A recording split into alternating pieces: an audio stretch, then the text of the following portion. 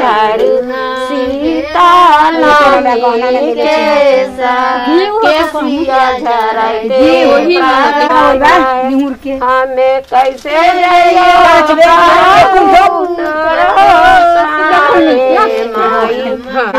अपन मन बिसरी जाइया आठ काठा के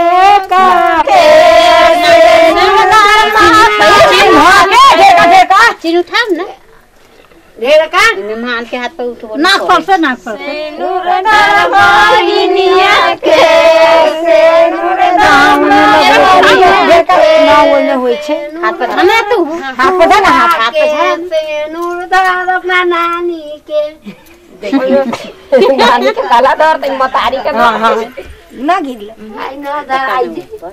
अच्छा से रुकता हाथी पर झाड़े ने बोला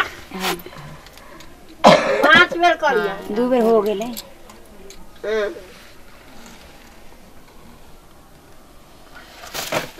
लेगा तो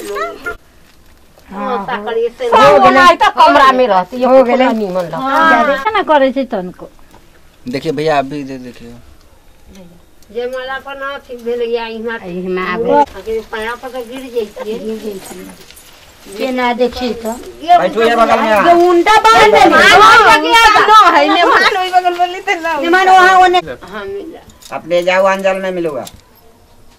अपने जाओ अंजल में मिलेगा खरा करी बांध हाथ पकड़ के खड़ा करो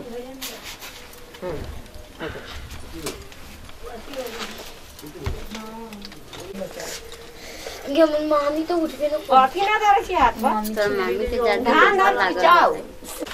जाओ ओई पंडित जी ना लेम तो ओई पंडित ओ पंडित जी ना अगर जब बोल देबै ना तो पंडित रे भाभी सोहागिन शिवा शंकर जतने चुमाइया भाभी गोतने आशीष शिवा शंकर नी तो बुढ़बक लेखन पर जांच दे बोले सोने के डाला में हाय हाय दूर है सोना में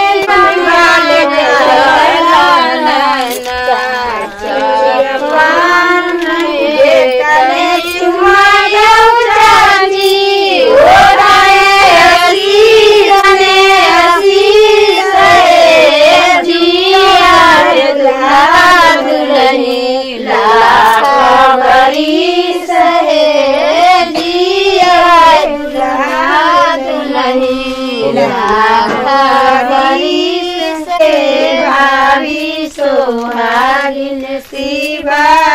शंकर उतने चुमाइया भाभी शंकर किधर एली किधर चमेली किधर एली किधर चमेली चुमाने वाले भाभी सामने खड़ी है चुमाने वाले भाभी सामने खड़ी है इधर अति के जाने से भोग तन ले देखे ना ना मुगार ना ले देखिए जरूरत तोड़ दिया पौधे के बेटी आई ना जाते छी हमरो बेटी के जाता जाता